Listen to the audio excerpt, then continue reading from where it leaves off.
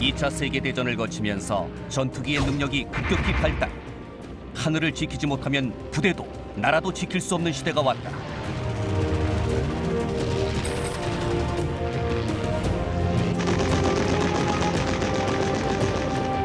많은 나라들이 방공 무기를 갖추기 위해 막대한 비용을 투자했고 2차 세계대전 내내 수많은 대공포가 주요 도시 근처에 설치됐다.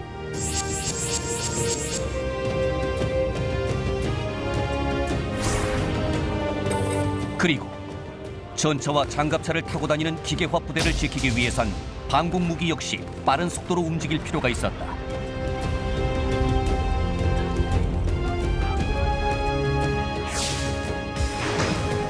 K-30 비호 자주 대공포 역시 우리 육군의 기계화 부대를 지키기 위해 개발됐다. 호랑이처럼 전장을 누비며 막강 방어망을 구축하는 자주 대공포 비호의 개발사를 알아본다.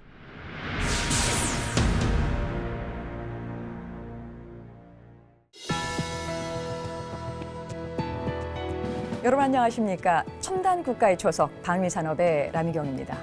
오늘은 지난 시간에 이어 체계에서 생산까지 국내 기술로 개발한 자주 대공포 비호에 대해서 알아보겠습니다. 함께 하실 네 분 소개합니다. 먼저 국방과학연구소에서 근무하시면서 수많은 무기 개발에 참여해 오신 이상국 연구위원 모시겠습니다. 안녕하십니까? 이상국입니다. 역시 국방과학연구소와 국방기술품질원에서 근무하시면서 수많은 국산 무기 개발에 참여해 오신 김재훈 박사 나오셨습니다. 네, 안녕하십니까? 김재훈입니다. 30여 년 동안 방산 기업에 근무하시면서 무기 체계에 필요한 각종 차량 개발에 참여해 오신 EM코리아의 김계환 상무 나오셨습니다. 안녕하십니까? EM코리아 주식회사의 김계환입니다.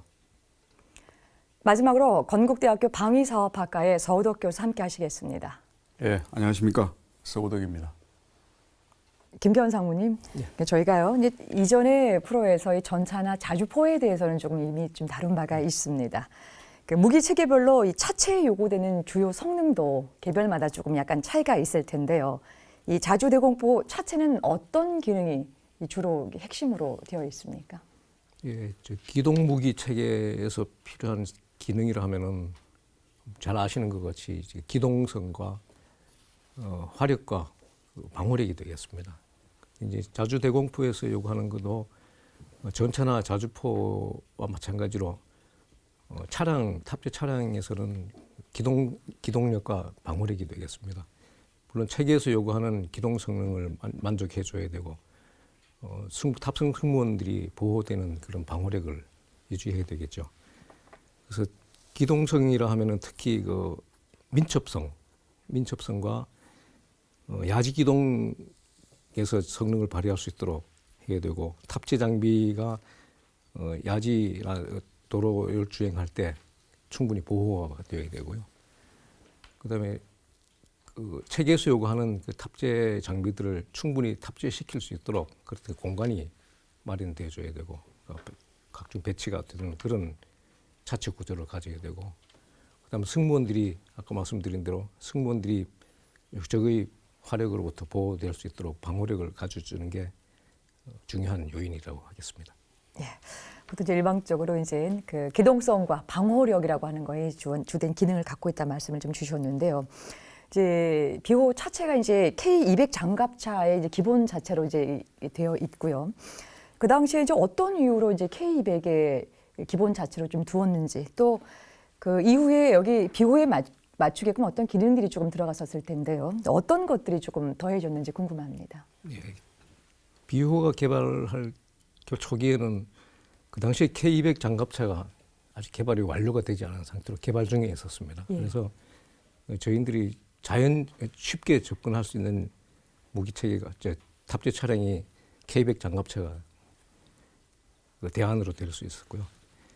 K100 장갑차에서 이제 차체를 조금 늘려가지고 대공화기를 탑재하면 되겠다라는 그런 생각을 가지고 접근을 했습니다. 하다가 이제 개발 과정 중에서 이제 중량이 좀 증가됨으로 해가지고 필요한 그 출력, 엔진 출력이라는 게 일부분이 증가되면서 결과적으로는 나중에 K100과는 좀 다른 결과의 그 탑재 차량이 나오게 됐었습니다. 이제 차체의 이제 심장이라고 하는 이제 그 파워팩에 대해서 좀 설명을 좀 주셨으면 좋겠는데요. 이 엔진하고 트랜스미션 어떤 것들로 이게 사용이 됐습니까? 예, 최종적으로는 그 엔진은 당시 대우중공업에서 개발을 해서 이제 생산하고 있는 D2840LF라는 520마력 디젤 엔진을 사용했고요. 변속기는 지금 S&T 중공업에서 기술 제휴 생산을 하고 있는 HMPT 500-3K라는 그 변속기가 되겠습니다. 근데 최초에 저희들이 이제 비호를 개발할 때는 320마력의 출력을 가진 동력 장치로 시작을 했습니다. 하다가 그 개발 과정 중에 이제 체계 중량이 자꾸 늘어나고 하면서 군요구하고 있는 그 톤당 마력을 맞추기 위해 가지고 실험 개발에 가서는 335마력으로 증가를 시켰고요. 출력을 증가시키다 보니까 변속기가 그 사이에 그 조금 문제가 잦은 고장이 발생하고 시험 과정 중에 그래서 저희들이 상당히 애를 먹었습니다. 수리한다고 자주 다니고 시험에도 실제로 그 기간적으로 좀 영향을 주고 했었습니다. 그 다른 변속기를 좀 찾아야 되겠다 해가지고 이제 수배를 하게 됐죠. 그래서 이제 저희들이 수배를 한 게 세계 유수한 변속기 3개를 실제 시험을 해서 선정하기로 그렇게 저희들이 이제 계획을 세워가지고 독일 제데프사의 지금 K1 전차의 계열 변속기라고 보시면 됩니다.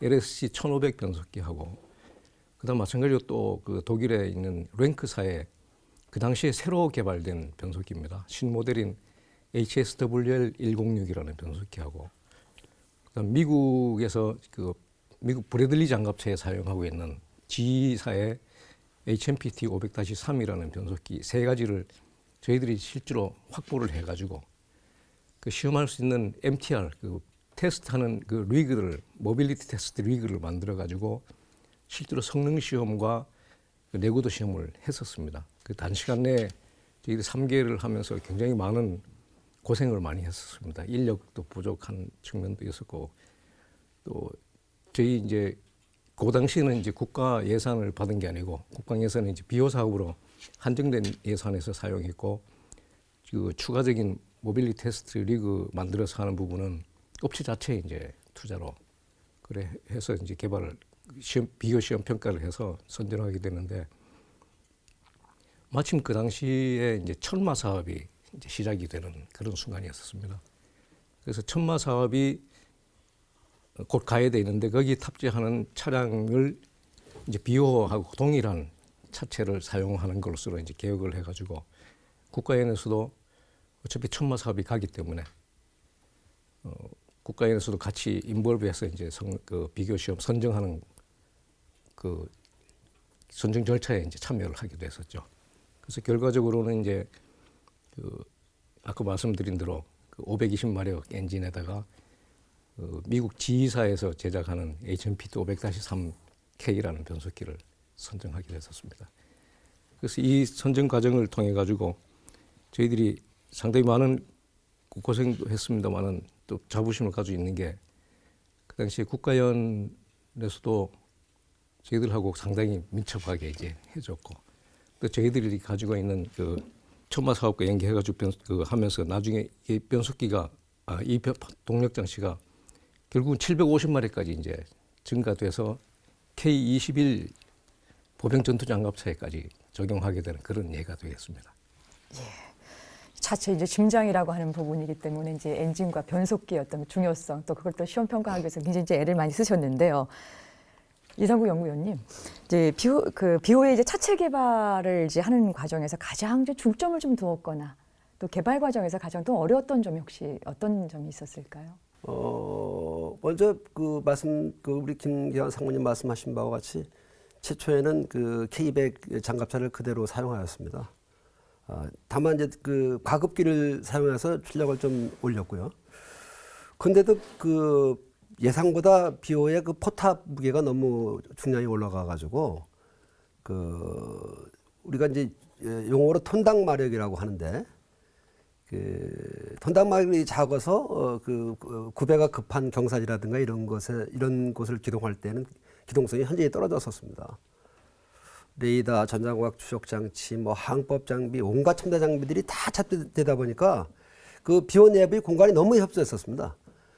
그래서 일단 그 비호 차체를 원래 K200은 이제 보병을 운송하기 위한 장갑차였는데 그것을 비호라는 대공무기에 적합한 이제 차체로 이제 개량하는 과정에서 병사의 탑승용 그 후방 램프라든가 또 측면 방호 능력을 증강시키기 위해서 만들었던 피탄각이라든가 또 배수용 빌지 펌프 이런 것들을 모두 제거하면서 공간을 확보했고 아까 말씀드린 부족한 톤당 마력을 위해서 엔진 자체를 바꿔버리는 그런 과정을 겪었었습니다. 그런 과정을 겪으면서 이제 시행착오가 오랫동안 진행이 되고 사업 기간은 이제 유한하고 또 사업을 위한 예산도 이제 부족하게 되다 보니까 많은 어려움을 겪었었죠. 사업 예산뿐만 아니라 이제 자체적으로 이제 좁았기 때문에 그 부분들을 해결하는 과정이 또 쉽지 않았을 텐데 여튼 그 과정 뒷부분 더 살펴보겠습니다. 이제 그래서 결국 이제 우리가 비호가 우리의 첫 자주 대공포였습니다. 이게 개발 과정도 쉽지 않았겠지만 시험 평가 과정도 이제 쉽지 않았을 것 같거든요. 어떤 기준과 내용을 중심으로 해서 이게 진행이 됐습니까? 네, 그 시험 평가 항목은 먼저 이제 비호 체계에 대한 군의 요구 운영 능력서, 그리고 군과 개발자 간의 합의 작성한 연구개발 동의서, 그리고 체계 및 핵심 구성품의 개발 규격 등을 참조하여 군과 합의하여 이제 정하였고, 각 시험 평가 항목에 대한 기준은 이제 주로 모델링 앤 시뮬레이션을 통해서 달성 가능한 목표 성능을 분석하고 이 결과를 토대로 군과 협의하여 기준을 설정하였습니다. 이 시험평가 기준 중 가장 설정이 어려웠고 논란이 많았던 명중률 기준 설정에 대한 일례를 제가 예를 들어서 설명드려 보면은 명중률 기준은 이제 적이 보유하고 있는 고정익 전투기 및 헬기의 공격 유형별로 탐지, 획득, 추적, 사격에 이르는 과정을 몬테카를로 기법이라는 방법으로 모의해가지고 교전 기간 중에 비호가 적기를 맞출 수 있는 최소 한 발 이상 맞출 수 있는 명중률을 먼저 계산한 다음에 그 명중률을 토대로 실제 시험에 적용할 표적 그리고 사거리에 대해서 대한 비호의 명중률을 환산하는 방식으로 설정하였습니다. 예.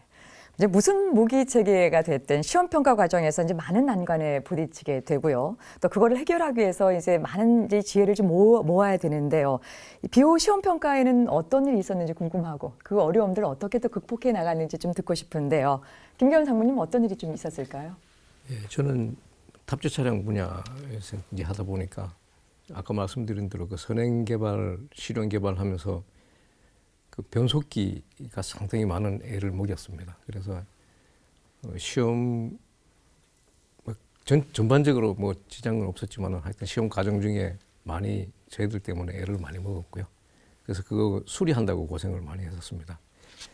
그래서 이제 변속기를 또 새로 결과로 이제 변속기를 새로 선정하기도 했는데 그런 한 단계 큰 용량 동력 장치를 선정하게 됨으로 해가지고 저희 기동 분야, 그러니까 대한민국의 기동 분야 쪽에 개발 능력이 상당히 업그레이드 됐다 이렇게 봐주고요.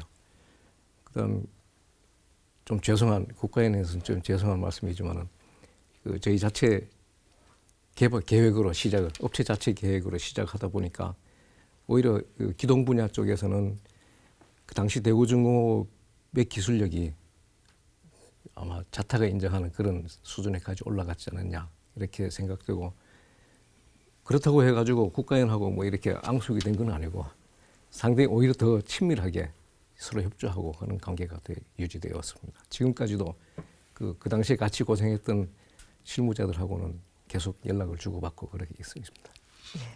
동고동락을 같이 했던 시기에 맺었던 이런 우정들, 관계들이라고 하는 것이 또 지속될 수밖에 없겠죠. 이상국 연구님은 어떤 기억 갖고 계신가요? 뭐 저는 하여금 어려웠던 점을 항상 이제 기억해낼 수밖에 없는데요. 시험 평가 중 그 가장 애를 먹었던 시험은 명중률 기준을 그 평가하기 위한 사격 시험이었습니다. 그 아시다시피 비오는 이제 고속으로 기동하는 전투기를 대응하기 위한 무기체계인데도 불구하고 그 예산이라든가 또는 시험관의 안전성 등등의 문제로 당시에는 그 시험 평가에는 저속의 소형 표적을 사용할 수밖에 없었습니다. 이런 와중에서 문제는 그 군이 국가연이 시뮬레이션을 통해서 그 산출한 저속의 그 소형 표적에 대한 명중률 기준을 잘 믿어주지 않는 것이었습니다. 좀 쉽게 말씀드리면 그 시험에 사용하는 저속 소형 표적에 대한 기준 명중률을 달성하게 되면은 그 적의 고속 전투 표적기에 대한 기준 격추 확률도 달성할 수 있다 하는 등식을 군이 받아들이지 않는 것이었습니다. 많은 논란 끝에 이제 당시 그 군이 운용 중인 스위스제 오리콘4와 대등한 그 명중률을 달성하는 걸 기준으로 합의해가지고 오리콘4를 동원해서 1대1로 비고 사격 시험을 수행했었습니다. 당시 이제 표적으로는 그 해군이 그 운영 중인 그 S2라는 대잠 초계기가 견인하는 길이 약 한 3m, 정확히 한 기억은 아닙니다만, 그리고 직경 한 40cm의 그 원형 튜브에 음향 센서를 그 장착해서 사용했습니다, 표적으로. 근데 이 비행기가 그 포항에서 발진해가지고 저희들이 시험장에 아는 그 시험장 상공에 와서는 겨우 40분밖에 머물지 않습니다. 게다가 뭐 날씨, 해군이 사정 등등으로 그 표적기를 한번 시험에 동원하는데 뭐 무진장치하기 많고 애를 많이 먹었습니다. 어쨌든 천신만고 끝에 그래서 그 비교 사격 시험 결과 비오가 그 오리콘4에 비해서 압도적인 그 명중률 우세를 이제 보였음에도 불구하고 논란은 뭐 그치질 않았습니다. 그래서 그 결국에는 이제 그 유도탄의 시험 평가에 사용하는 그 마하 0.6 정도의 그 고가의 그 고속 표적기가 있었습니다. 한 180m/s 정도 되는 표적기였습니다. 이것을 직접 사격하여 격추하는 것으로 그 최종 명중률에 대한 기준을 최종 합의하고 그 이를 실질적으로 사격을 통해서 격추해서 입증해 보임으로써 그 명중률에 대한 논란을 그 재울 수가 있었습니다. 이것이 제가 좀 뭐 시험 평가를 통해서 기억나는 가장 어려웠던 점이라고 말씀드릴 수 있겠네요. 이 기본적으로 이제 그 기동성과 이 방어력의 이 명중률이 굉장히 중요할 텐데 그 부분이 이제 아직도 기억에 남는 거 보면은 굉장히 또 고되게 또 그 시간을 또 이렇게 거쳐간 걸로 볼 수 있겠습니다. 말씀 고맙습니다.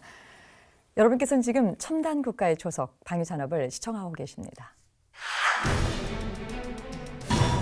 기계화 부대, 특수부대, 화생방 무기, 포병, 그리고 항공기.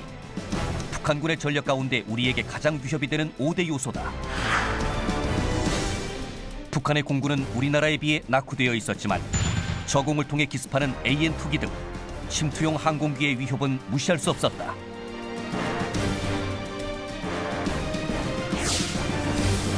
지상 배치 레이더에만 의존했던 과거에는 산악지형을 이용해 계곡과 협곡을 타고 저공으로 침투하는 AN2기를 잡아낼 방법이 마땅치 않았기 때문이다.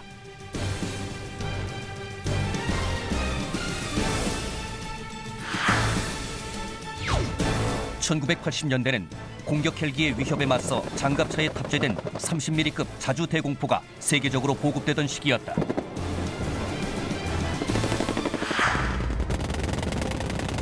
우리 육군 역시 전문화된 방공 무기 체계가 절실했고, 이러한 요구에 의해 1999년 우리나라 최초의 자주 대공포 K-30 비호가 탄생한다.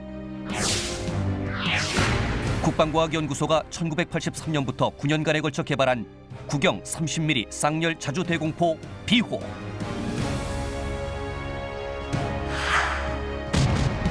비호는 탐지거리 17km 대공 레이더를 이용해 접근하는 적 항공기를 발견한다. 그리고 약 7km까지 접근하면 전자광학 추적 장비를 이용해서 적 항공기를 자동으로 추적, 조준한다. 사정거리인 3km까지 접근을 하면 사격을 개시하게 된다. 기관포의 장점을 10분 활용해 사거리 내에선 포착과 거의 동시에 사격할 수도 있다. 정확한 사격 능력을 보유한 국산 자주 대공포 비호. 2차 세계대전의 유물에서 진화하여 대한민국의 영공 방어를 책임지는 대공포로 활약하고 있다. 네, VCR 영상 잘 봤습니다. 서 교수님, 예. 이제 그런데요, 이제 비호가 애초 생각했던 것보다 이 전력화가 좀 늦어졌었거든요. 예. 어떤 일이 있었습니까? 그 앞에서 뭐 말씀하셨지만 이 비호가 이제 기존 그 무기체계 개발과 달리 이 복합적으로 복합 체계를 개발하는 그런 그 기술적인 도전 그런 부분이 있었기 때문에 그 말은 뭐냐면은 기술적으로 상당히 어려운 작업이었다 그렇게 보는 거죠. 그래서 기술적으로 좀 이렇게 개발이 지연되는 부분이 그 있었고요. 그런데 이제 그보다도 이 비호 복합 체계가 비호가 개발되기 시작하면서 군에서 그 운용 개념을 그 제대로 정립한 부분이 좀 미흡했다 그렇게 이야기할 수 있습니다. 그래서 군에서 뭐 이 무기를 정확하게 이렇게 딱 개발해야 되겠다라고 요구가 와서 그냥 그 요구대로 그냥 끝까지 가는 그런 구조였으면은 아마 개발도 빨리 됐을 수 있는데 군에서 하는 요구가 처음에는 뭐 이 정도면 되겠다라고 요구를 했다가 나중에 보니까 이것도 좀 더 필요하네.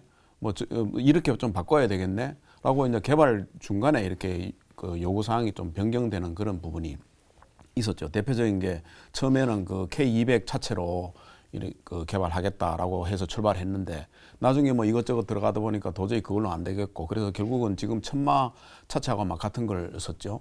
그러니까 그런 식으로 변경이 되고 하다 보니까 또 그 개발이 지연되는 그런 부분도 있고 또 이제 그 현대 무기 체계의 추세가 또 유도 무기로 또 이렇게 발전하다 보니까 당시에 과연 이 대공포가 얼마나 이 대공 방어에 그 효과가 있느냐에 대한 논란도 또 일어나기 시작했습니다. 그래서 과연 뭐 이 정도의 돈을 들여서 이 정도의 성능을 내는 무기 체계가 과연 대공 방어와 우리 그 군에 어느 정도의 그 성능과 효용성을 가져올 것인가에 대한 논란 이런 부분도 이제 끊임없이 있었고 또 설상가상으로 뭐 이런저런 그 요인들이 또 겹치다 보니까 비용도 최초에 그 예상했던 것보다도 뭐 몇 배나 지금 그 증가된 상태에서 그 개발이 됐어요. 그러니까 비용이 증가되지 일정도 뭐 지연되지 기술 개발도 조금 늦어지지 또 과연 이런 전력이 필요하냐에 대한 그런 부분에 대한 논란도 겹치지 거기다가 또 외부에 이건 뭐 국내 개발하는 무기 체계가 있으면은 또 이 자연스럽게 끼는 게 또 외국에서 도입해야 된다는 그런 또 주장을 하는 그 세력들이 또 있어서 그런 이해관계에 대한 그 얽힌 부분 이런 게 이제 복합적으로 얽혀서 상당히 이제 지연이 됐습니다. 10년 넘게 뭐 20년 가까이 이렇게 해서 겨우 완성된 그런 그 사업이다 그렇게 볼 수 있습니다. 그래서 가격에 대한 논란도 이제 최종적으로 뭐 그러다 보니까 굉장히 비싸져서 그런데 그러나 이제 객관적으로 봤을 때 그럼 세계 다른 나라의 그 이런 같은 계열의 그 장비와 비교했을 때 가격은 어떠냐?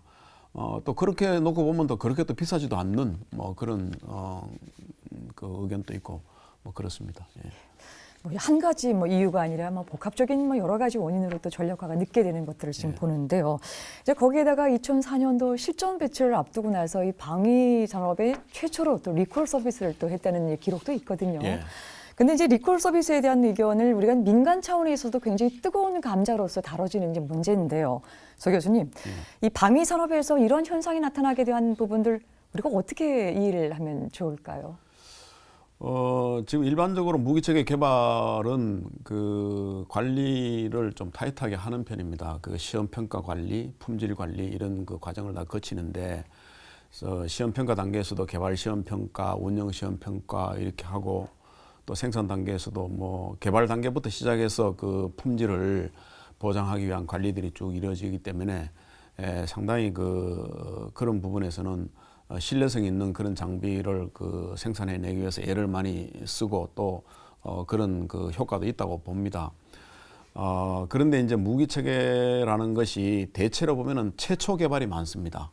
첨단 그 무기체계 처음 개발하는 거, 뭐 우리가 계속 생산하는 것을 이제 지속적으로 생산하는 그런 단계에서는 품질 관리가 조금 그 쉽고 결함도 뭐 거의 그 고쳐진 상태에서 제품이 나오고 하겠지만은 최초 개발 또 이런 그 과정을 거치다 보면은 또 필연치 않게 아무리 뭐 품질 관리 제대로 하더라도 조금씩 고장이라든가 문제가 발생을 합니다. 그런 경우에 대비해서 군과 또 업체가 그 후속 군수 지원 또 그 계속적인 품질 관리 이런 걸 위해서 굉장히 타이트하게 지원을 하거든요. 그래서 지금 뭐 예를 들어서 그 군에서 그 배치한 그 장비들이 뭐 무슨 조금 문제가 있다면은 뭐 부대 장비부터 시작해가지고 업체가 그냥 바로 이렇게 지원하는 그런 체제는 상시로 이제 유지를 하고 있습니다. 그렇기 때문에 뭐 크게 이제 큰 문제는 리콜 같은 대량 리콜 같은 그런 사태는 거의 발생하지 않는다 그렇게 보는데 뭐 지금 이 그 비오 같은 경우는 포신에 대한 기술적인 결함이 좀 있어서 그 리콜을 했다 하는 그런 그 기록이 있어요. 근데 이제 우리가 그 무기체계 개발에 대해서는 이런 관점을 좀 가져야 됩니다. 대체로 최초로 개발하는 것이 많다는 말씀을 제가 들었고 또 이게 그 첨단 기술에 도전하는 그런 부분이기 때문에 이 개발 과정에서는 언제든지 그 리스크와 그런 어떤 그 어느 정도의 문제를 발생할 수 있는 것을 각오를 해야 된다. 그걸 또 그 이해를 해야 된다 하는 그런 말씀을 좀 드리고 싶어요. 그래서 우리가 처음 도전하는 해서 뭐 처음 딱 개발했는데 완벽하게 모든 것이 이루어지면 얼마나 좋겠습니까만은 뭐 인간 세상에서 그런 것이 잘 이루어지지 않는다는 것은 보편적인 일이고 그럴 경우에 얼마나 우리가 잘 대처를 해서 그것을 고쳐 나갈 수 있느냐 하는 능력이 중요한 부분인데 이 건 같은 경우에도 아마 그런 그 포신 코팅 그 결함에 대해서 나중에 기품원에서 그 적극적으로 해서 그 기술을 개발해서 안정화시킨 그런 기록을 갖고 있습니다. 그래서 우리 능력으로 그것을 그 문제를 해결해서 또 뭐 제대로 쓸 수 있는 그런 구조를 만들어 놨다는 그 자체가 중요한 것이고요. 근데 그것도 하나의 그 품질 관리의 그 중요한 일부가 되는 것이고, 그래서 그 품질 관리 또는 그 후속 군수 지원 이런 측면에서 그 새로운 무기체가 개발됐을 때의 어떤 그 야전에서 일어나는 문제는 있을 수 있는 부분이지만은 그 문제를 극복할 수 있는 그런 그 체제와 기술 능력을 갖고 있다. 그래서 그것이 문제가 해결되었다 하는 그런 부분을 우리가 좀 평가를 해야 될 것 같습니다. 네. 여기서도 중요한 점 말씀이 나왔습니다. 이제 우리가 방위 산업 자체가 일반 민간 산업과 조금 다른 양상으로 또 최첨단의 또 최초로 개발하는 과정 속에서 나오는 부분들을 좀 장기적인 그 시점을 갖고서 좀 봐줄 필요가 있다라고 하는 걸로 요약을 좀 해보겠습니다. 근데 이거 말고도요, 몇 가지 논란거리가 있습니다. 이 전력화가 이게 늦어지게 되니까요. 이제 그 사이에 이 전투기의 공격 형태가 바뀌어서 과연 비호의 그 효용성이 떨어지지 않느냐라고 하는 주장이 또 있습니다.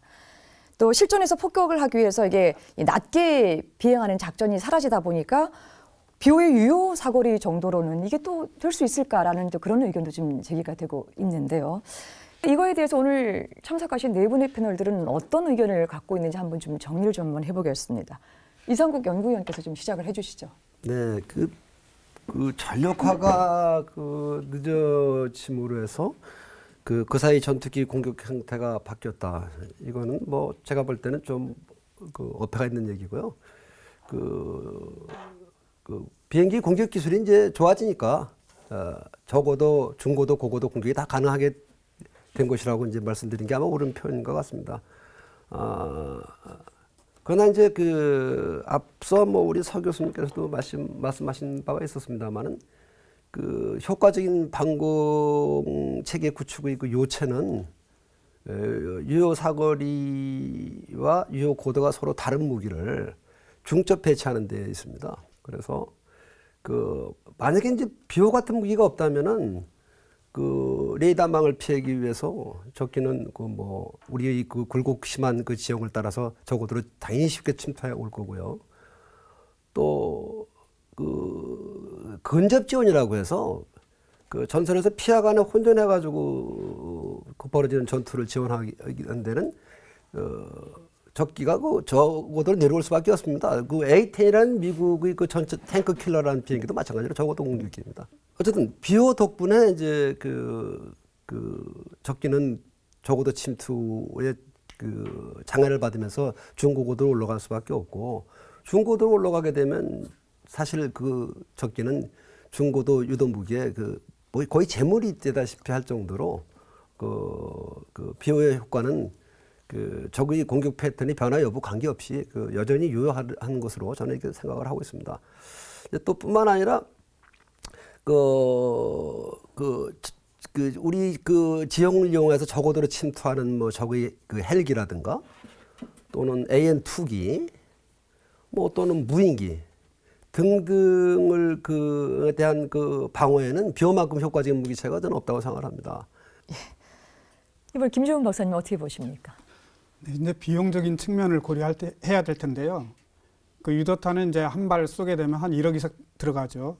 근데 이제 이 30mm 자주 대공포 같은 경우는 10발 기준으로 우리가 명중률 기준을 잡는데 그럴 경우 해봐야 그 50만 원에서 100만 원. 그러니까 한 100분의 1 가격도 안 됩니다. 특히 이제 명중률 관점에서 보면은 한 2km까지는 대공포가 압도적으로 미슬보다 불리한 게 없습니다. 더 높고요. 2km를 넘어가면서 이제 비슷해지고 2.5km를 넘어가면 이제 미사일이 명중률이 올라가게 되죠. 그런데 요새는 이제 위협 양상이 비무장이면서 지상 정찰하는 무인기가 많이 등장하고 있지 않습니까?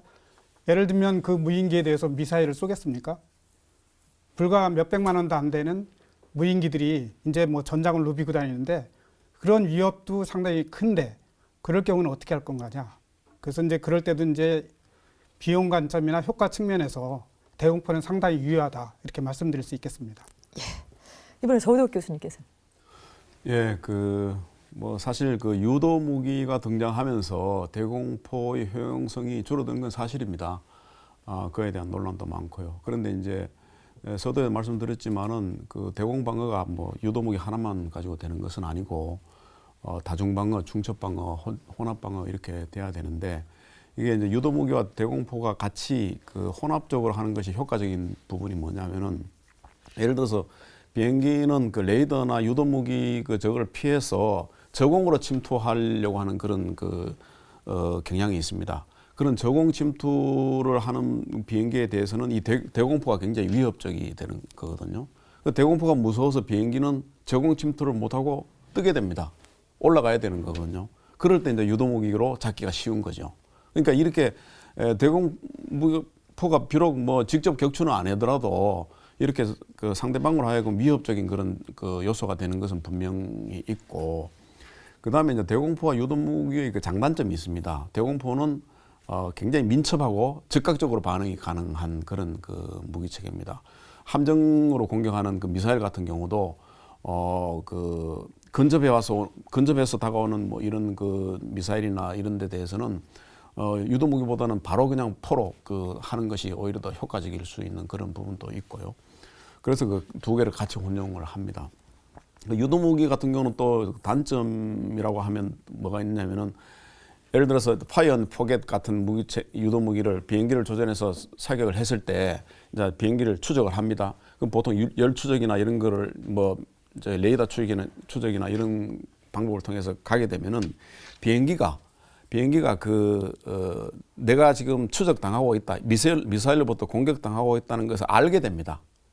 유도무기는 그런 단점이 있어요. 그 상대방이 내가 지금 따라가고 있다는 것을 인식을 하고 락킹된다는 것을 인식을 하면은 거기에 대한 그 회피 기동이나 또 어떤 회피할 수 있는 그 수단, 체포나 뭐 플레어나 다른 미사일을 비껴가게 하는 그런 수단을 동원할 수 있는 여지를 줄 수 있다는 것이죠. 근데 대공포는 그런 여지를 줄 수 없습니다. 그런 장단점이 있어서 혼합할 수 있는 그런 여건이 된다 하는 그런 말씀이고, 그렇기 때문에 요즘 이제 새로운 어떤 공격 형태로서 뭐 아까 이 박사님 말씀하신 드론, 무인기, 북한 같은 경우는 요즘 그런 추세가 조금 감지가 되고 하는데, 아주 저가형 그런 산 무인기를 대량으로 만들어서 그냥 막 그렇게 공격해대면은 그걸 뭐 일일이 유도무기로 대응을 할 수 없습니다. 그럴 경우에는 대공포가 상당히 효과적으로 작동할 수 있고, 또 뭐 우리가 흔히 계속 위협적으로 인식하던 AN2기라든가 뭐 헬기나 이런 데는 뭐 대공포가 괜찮다 하는 이런 생각들을 갖고 있습니다. 예. 그러니까 유도무기나 이 대공포에 있어서의 어떤 것이 뭐 나쁘다 좋다라고 하는 개념보다도 혼합, 그다음 중첩의 이 방호력에 있어서는 다 역할들이 필요하다는 말씀을 좀 주셨고요. 이제 마지막으로 김기현 상무는 어떻게 보십니까? 예. 물론 보는 관점에 따라서 뭐 장점도 있고 단점도 있습니다만은 앞에 세 분들이 다 말씀드린 거하고 공통적인 얘기가 되겠습니다. 장거리, 중거리에 방어선을 넘어가지고 더 깊숙이 들어오는 공격하는 그런 항공기라든가 또 저고도로 침투해오는 그런 항공기에 대한 대응 방안은 분명히 단거리 무기 체계가 효과적이라고 말씀드리고 싶고요. 또 한 가지는 또 아까 다 똑같이 말씀하셨습니다만은 요즘 드론 열풍이 불리고 있지 않습니까? 그 드론을 또 무인기를 사용해가지고 정찰이나 또 공격까지 한다는데, 그런 부분에 대한 방어 임무까지 부여되는 게 당연히 맞다고 그렇게 생각하고 있습니다. 네 분 말씀 잘 들었습니다.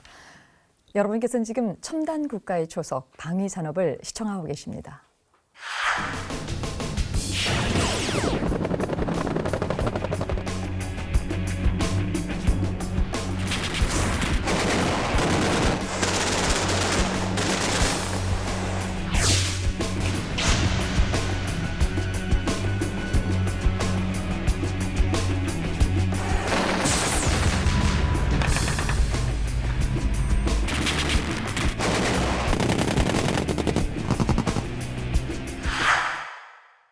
네, 자료 화면 잘 봤습니다.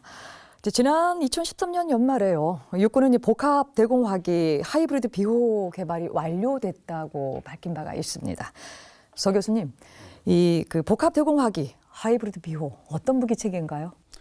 예, 이거는 뭐 기존의 비호 자주 대공포, 거기는 이제 대공포하고 그다음에 레이더하고 전자광학기를 결합한 그런 형태로 있는데, 거기다가 신궁이라고 휴대용 대공 유도 무기 그거를 결합을 한 형태입니다.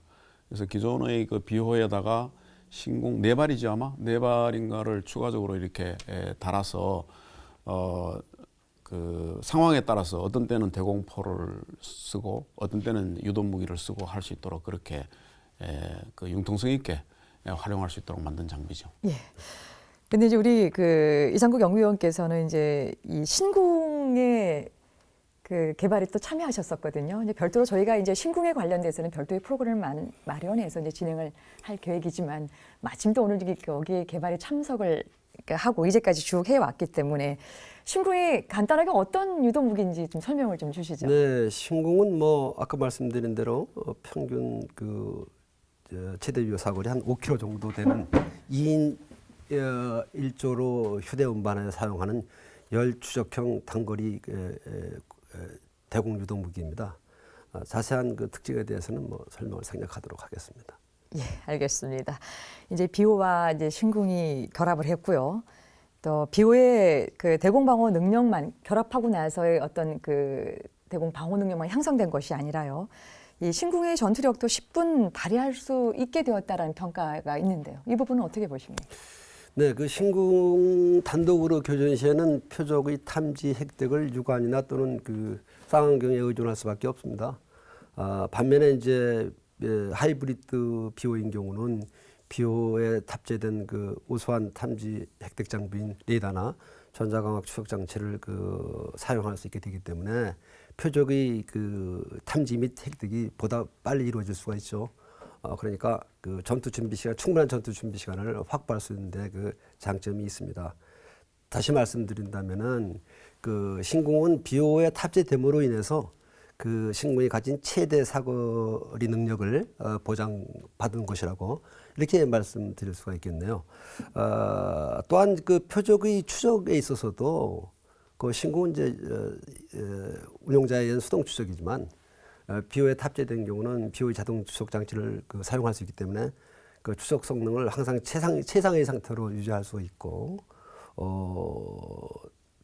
그래서 추적 성능이 좋아지면 물론 운용자의 능력이나 또는 운용자의 필요에 관계없이 자동 장비에서 추적이 되니까 항상 최상의 교전을 할 수 있기 때문에 전투 효용성이 배가 되는 것도 당연한 일이라고 생각을 합니다. 예. 이제 하이브리드 비호에 탑재된 이 유도탄 신궁 양쪽 붙어서 더 시너지 효과를 양쪽 다 낼 수 있었다는 걸로 요약을 해볼 수가 있을 텐데요. 김종훈 박사님, 이 현대전의 이제 모든 무기가 이제 네트워크화 되어가는 이제 추세에 있고 많이들 이미 진행이 되고 있습니다.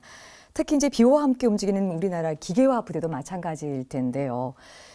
비호의 경우 이 네트워크화에 좀 잘 맞춰져 있는지 아니면 좀 더 새로운 것들이 좀 필요한지 어떻습니까? 이제 비호가 복합화하면서요.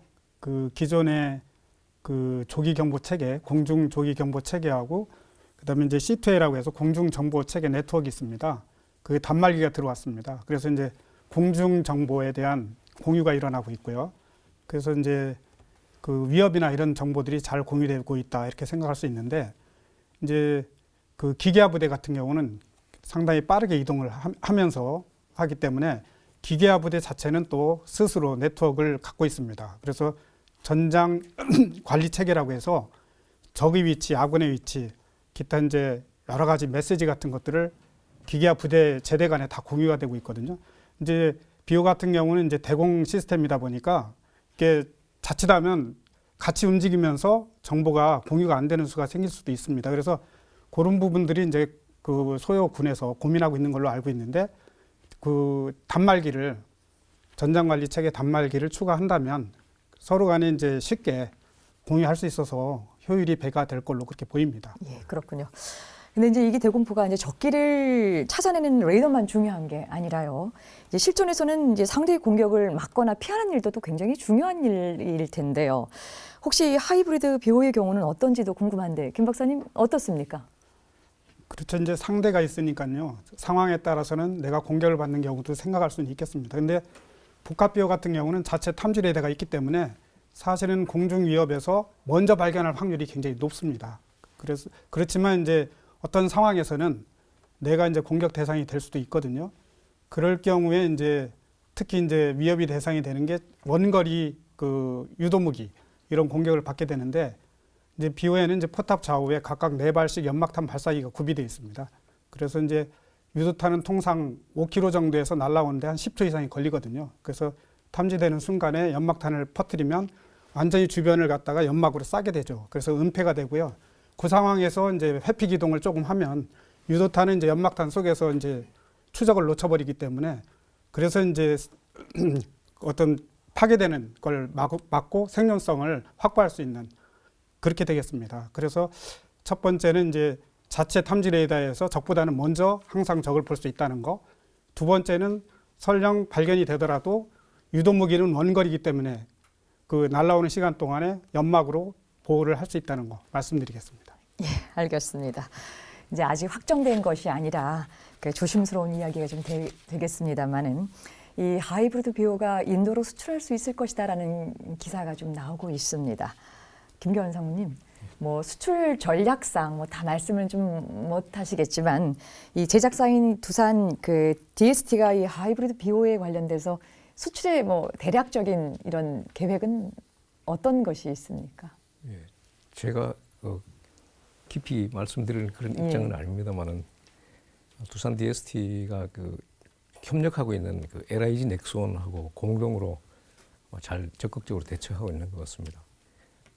듣기로는 관계자들이 출장도 자주 가고 또 곧 시험 평가를 할 것이다라는 그런 얘기도 듣고 있는데 아마 단계별로 적극적으로 잘 대응하고 있는 것 같습니다. 결과는 좀 기다려봐야 되겠습니다. 결과는 기다리되 이제 수출에 관련돼 있어서는 여튼 방산 업체들 조심스럽게 또 전략적으로 진행하고 있다라고 하는 것으로 봐도 좋겠죠. 예. 여러분 지금 첨단 국가의 초석 방위 산업을 시청하고 계십니다.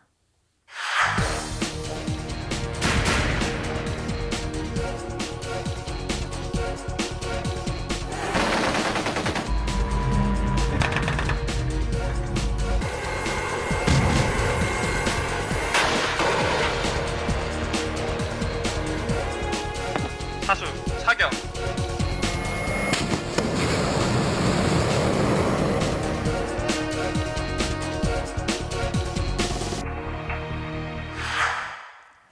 이제 오늘 좀 마무리해야 될 것 같습니다. 마지막으로 이제 질문 좀 드릴 텐데요. 이상국 연구위원께서는요, 이 발칸포 개발 시절부터 많은 무기체계 개발에 참여해 오셨습니다. 특히 이제 오늘 비호 개발사를 쭉 이제 말씀해 보시면서 이제 어떤 감회를 좀 느끼셨을 텐데, 그 시청자는 물론이고 우리 방위 산업에 종사하는 후배들에게 이런 부분을 꼭 좀 그 남기고 싶다라는 말씀 있으면 혹시 좀 주시죠. 먼저 뭐 감회 부분에서는 감회라기보다는 좀 아쉬운 점을 좀 말씀드리자면은 예. 그 비호가 전력화가 늦은 것에 대해서는 뭐 이런 저런 뭐 이유가 있다고 하지만 사실 비호는 전투 사용과 판정을 1990년 초에 받았습니다. 그 양산 결정이 2002년에 났습니다. 그러니까 전투 사용과를 받은데도 불구하고 전력화 결정은 10년 뒤에나 난 거죠. 근데 사실 그 주요 이유를 보면 고가다. 그리고 그 이유 중에 고가인 이유 중에 그 대표적으로 지적을 받은 것이 주요 핵심 구성품들이 다 도입부입니다. 이런 것들이 그 전력화가 지연된 그 주요 이유였습니다. 근데 이런 식으로 이제 전력화를 하게 되면은 그 배치 시점에는 이미 개발 당시 적용한 기술이 낡은 기술이 돼가지고 전투력도 최상의 상태로 유지를 할 수 없을 뿐더러 그 배치하자마자 다시 성능 개량에 들어가야 하는 그 막대한 예산의 낭비를 초래하는 그런 그 경우가 될 수밖에 없습니다. 그래서 저는 그렇게 얘기를 합니다. 개발 당시에 어쩔 수 없이 중요 구성품을 해외 도입품을 썼더라도 그 해외 도입품 구성품을 쓴 것이 아쉽다 하더라도 전력화는 그 도입한 해외 구성품을 사용해서 우선적으로 전력화를 해야 한다고 생각합니다. 그 전력화를 늦춰서 국내 개발을 하려고 하는 것이 오히려 더 전력 증강에 차질을 주고 궁극적으로 예산 낭비를 초래하기 때문에 그런 프로세스로 가야 한다고 생각하고요. 다만 이제 만약 국산화가 꼭 필요하다면은 그 전력과 체계 개발 전력화 병행해서 그 국내 개발 또는 국산화를 추진하고 그것이 체계 적용성이 입증이 되면 이후에 해외 도입품을 국내 개발품으로 대체하는 그런 프로세스로 가야 되지 않느냐 이런 생각을 하고 또 하나 이제 제가 여러 가지 개발을 하면서 얻은 교훈을 하나 또 말씀드린다면 그 연구에서는 그 소위 우리 영어로 리서치라고 하는 데서는 실패가 있을 수가 있습니다. 그러나 개발, 특히 무기 체계 개발은 사실 100% 성공을 전제로 한 겁니다. 실패란 있을 수가 없는 거죠. 그러니까 다시 말씀드리면은 그 실패할 가능성을 보이는 요소가 조금이라도 있다고 하면은 그 사업은 그 눈에 보이는 위험 요소를 사전에 다 배제하기 전에는 착수해서는 안 됩니다. 그 개발 기행 중에 우리가 미처 예견치 못했던 위험 요소가 노출된 것을 관리하는 데만 해도 힘든데 불구하고 예견된 위험을 미리 안고 간다는 것은 그 도박에 가까운 무모한 일이라고 저는 생각합니다. 국가 안보를 두고 도박을 할 수는 없는 것 아니겠습니까? 그래서 체계 개발은 반드시 기입증된 기술을 적용해서 해야 한다는 것이 제가 이제 그동안의 개발 경험을 통해서 얻은 교훈이고요. 또 하나 다른 것을 강조한다면은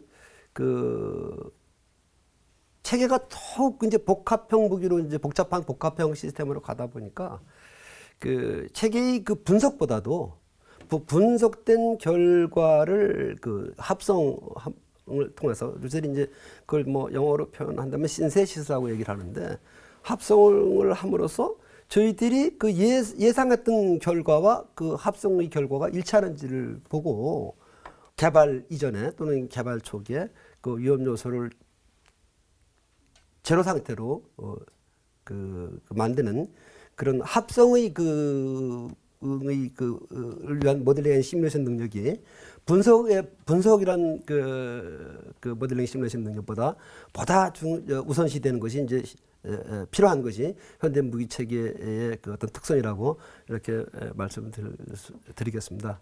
뭐 이것으로 제가 그 느낀 소회를 대신할까 합니다. 예, 알겠습니다.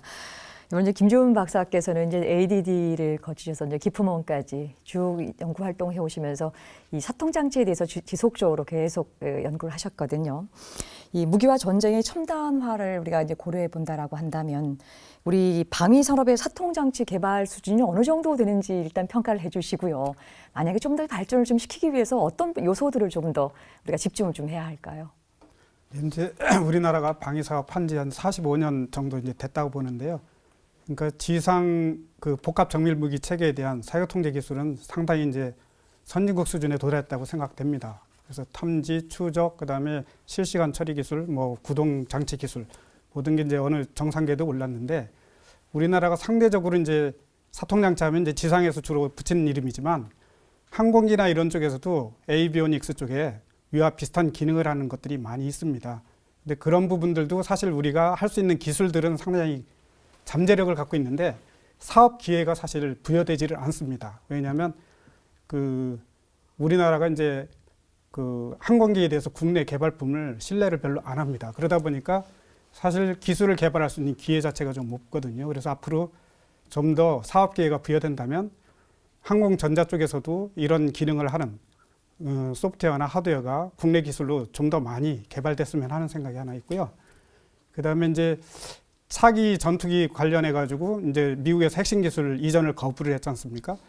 이와 같이 핵심 기술에 대한 부분들은 사실은 돈으로 따질 수 없는 부분이 될 수 있겠습니다. 그래서 이번에 문제가 됐던 그 AS의 2사 레이더 같은 경우는 우리가 돈 준다고 주는 물건이 아니지 않습니까? 그다음에 ILST 이런 거. 그래서 이런 부분들은 사업이 있어야 이 기술이 탄력을 받게 되거든요. 그래서 그런 부분에 대해서 국가적인 측면에서 좀 더 예산을 배정하고 좀 집중적으로 투자를 해야 될 필요성이 있다고 보입니다. 예. 이제 같은 엔지니어 출신이시면서 이제 방산업체에 오랫동안 이제 근무해 오신 우리 김기환 상무께서는 조금 더 다른 감을 좀 가지실 것 같은데요. 특히 우리 이제 방산업체들이 더 많은 첨단 기술을 개발하는 과정에서 어떤 업체의 자체적인 노력도 필요하겠지만 어떤 좀 정부 차원의 지원도 필요할 것 같거든요. 어떻습니까? 그 당시 개발할 때는 지금하고 많은 개발 환경이 많이 다른 그런 상태였습니다.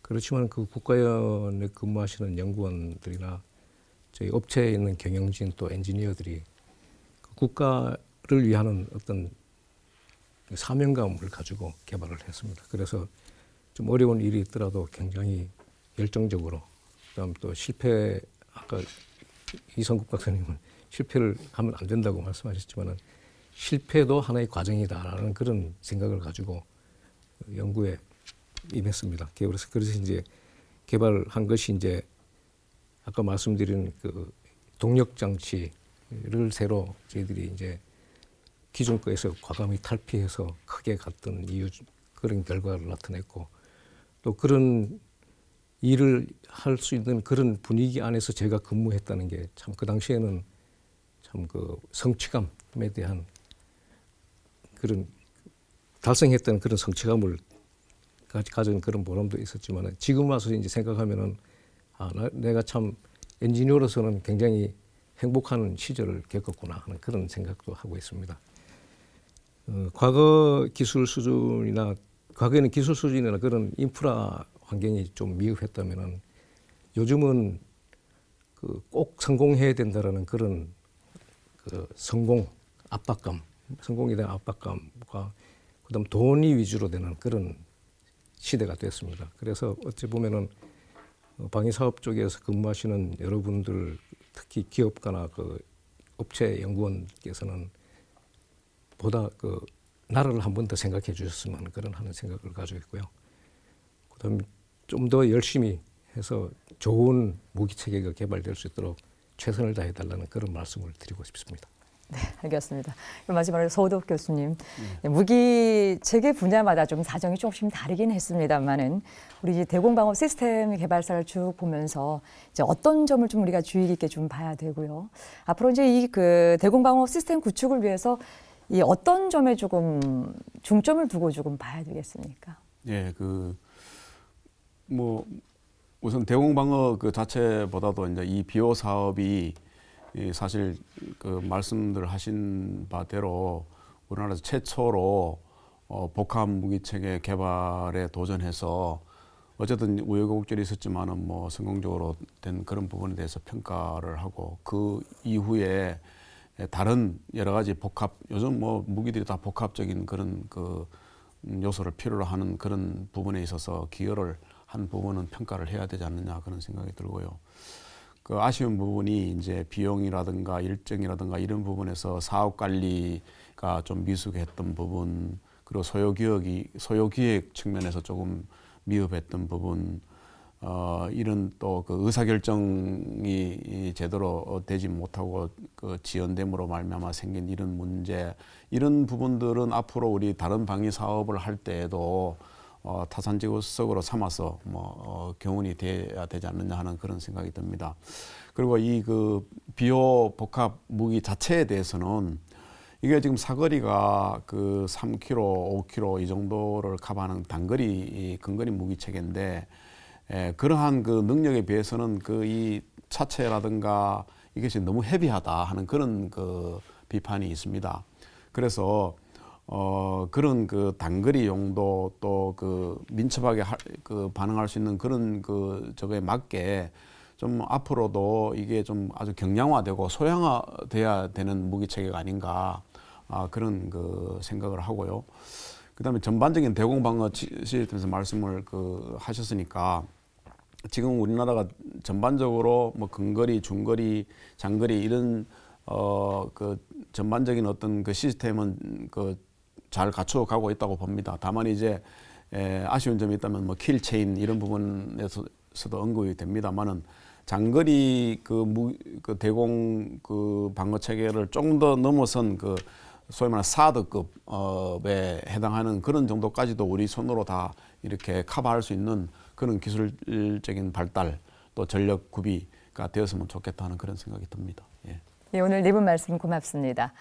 첨단 국가의 조석 방위산업, 오늘은 지난 시간에 이어서 자주대공포 비호 개발사에 대해서 알아봤습니다. 저는 다음 이 시간에 더 충실한 내용 갖고 찾아뵙겠습니다. 안녕히 계십시오.